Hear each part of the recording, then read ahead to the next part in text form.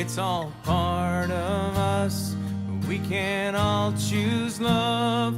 It'll lift you up. Hello. Thanks for coming back for lesson 4. Today, we're all about gratitude. Let's recap lesson 3 on courage. Courage is the first part of the Choose Love formula. Courage plus gratitude plus forgiveness plus compassion equals choosing love.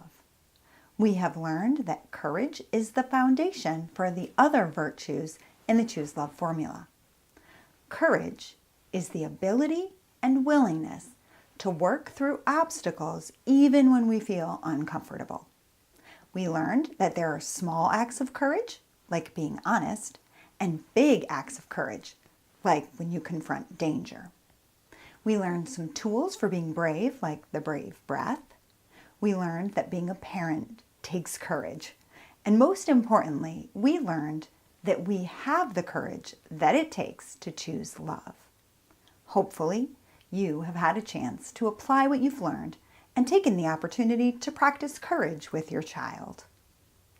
Our focus now is lesson 4, and it's gratitude.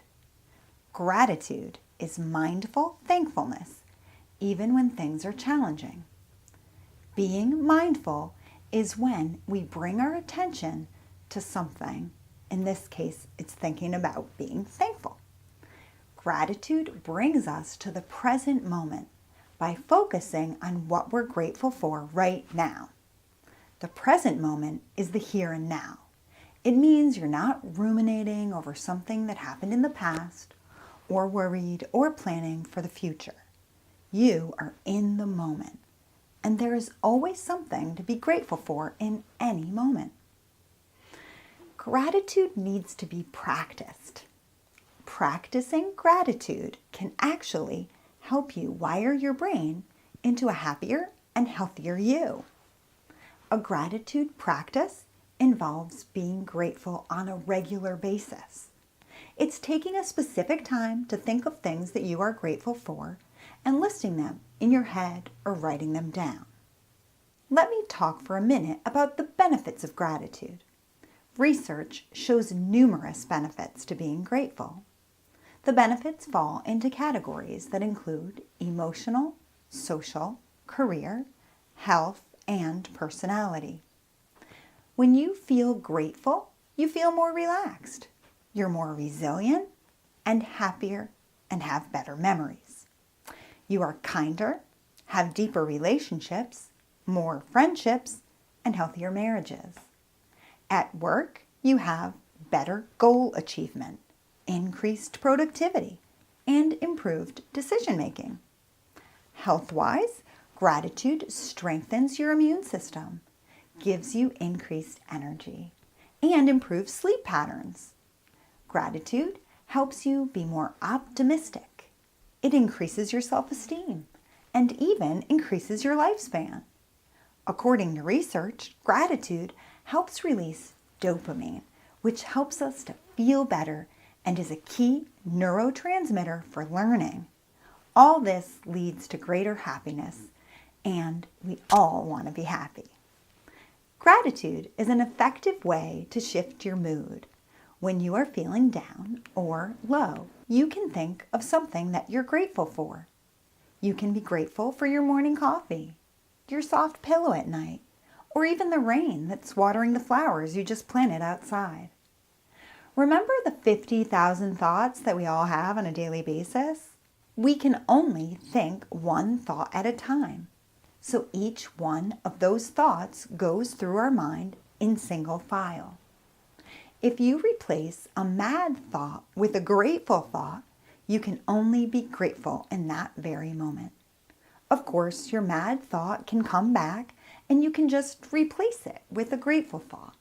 That's the beauty of practicing gratitude. Remind yourself how grateful you are to have your children. Acknowledge your child by being present and spending time with them. This means having your full attention on your child. No cell phones or distractions. When asked what reward children want for good behavior, the number one request is for more time with a parent. Your child needs you to spend quality time with him. This helps him to feel a sense of belonging and connection. You can practice gratitude as a family. Say thank you. Find things to thank each other for doing chores, being kind, helping out, going to school, picking up, even trying new foods. Pick one thing that you are grateful for each member of your family and say it, maybe at dinner time or before bed. We used to do this after dinner, take turns going around the table and give one compliment to each person.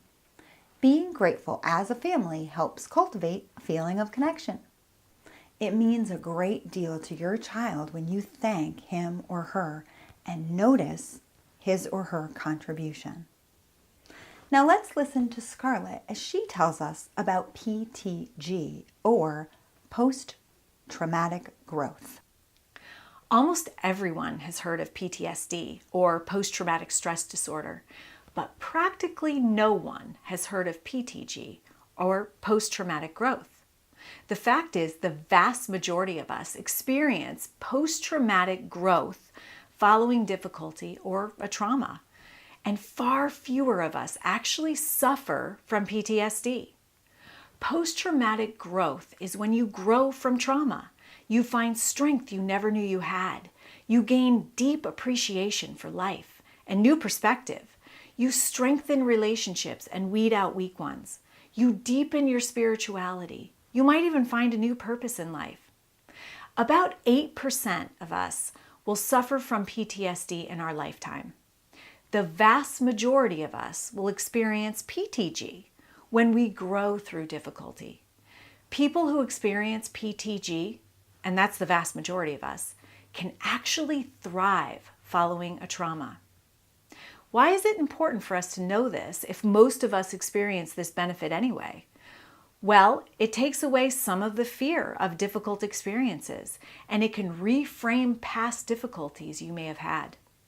Sometimes our expectations are met, so if you think you're going to have a bad outcome, you just might. For instance, I think about when I was waiting at the day of the tragedy at Sandy Hook to see if Jessie was okay. This was after all the children were evacuated from the school and were reunited with their parents. Those of us whose children did not come out were waiting.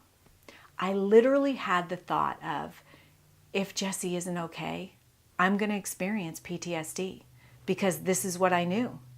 And you know how your mind works? Often you go to worst case scenarios. So I continued in the same line of fearful thinking. I thought, oh no, I wonder how that will manifest in me. I wonder if I'll have to be institutionalized. And then who will take care of JT?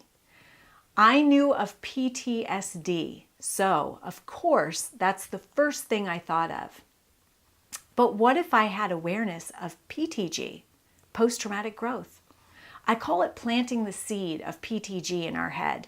What if someone at some point had said to me, you know, you're going to face obstacles in your life. There are opportunities for growth. You will become more resilient through these experiences. You will be stronger on the other side. Going back to the firehouse, I would not have gone straight to PTSD. I would have thought, I remember someone telling me about post-traumatic growth, PTG, that I could actually grow from trauma. I wonder what the heck the lessons could be in this for me. How am I going to grow through this? But you see, my line of thinking has changed from fearful to almost curious. It certainly wouldn't have taken the pain away. I'm pretty sure at this point in my life that pain is there to help us grow and make necessary changes. But it would have helped me navigate the experience with less fear. You can take this information and apply it to past experiences in your life as well. How have you grown from your past difficulties? You can also have this conversation with your child. It can help you be mindful of what you're going through right now and how you can use what you learn to grow from it. Oh, and by the way, the growth from PTG is exponential. The sky is the limit. So our experiences, good and bad, shape and mold us into the individuals we become. Challenges can be great learning opportunities. In fact, they almost always are. So, I have a little homework for you. Pick a time of day, maybe when you first wake up, or at dinner, or before bed, whatever time works best for you. Pick that time and be in the moment and think of at least 3 things that you are grateful for. See if you can do this every day. I practice gratitude when I first wake up, before I even get out of bed. I look out the window and start to think of all the things that I'm grateful for. I'm grateful for being able to get out of bed, for my health, and whatever else I think of. It sets the tone for my whole day, and I really notice when I forget to do it. And this reminds me to practice gratitude right then and there. So that's it. You've completed lesson 4 on gratitude. Time to process and practice. Go, be generous with your thank yous at home. Show your child your gratitude by spending quality time with him or her. I will see you for the next lesson in about a week, or should I say, you'll see me for lesson 5 next time. Thanks for joining.